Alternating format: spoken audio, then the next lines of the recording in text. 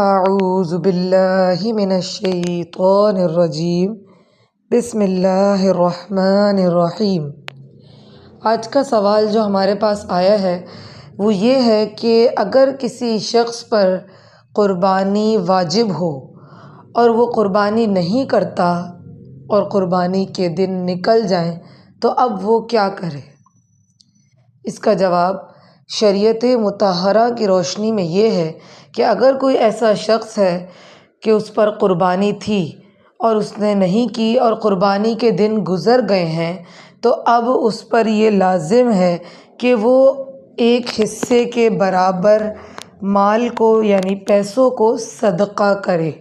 اب وہ حصہ کسی بھی حساب سے لے سکتا ہے، چاہے گائے ہو، بکرا ہو یا کسی اور جانور کے اعتبار سے۔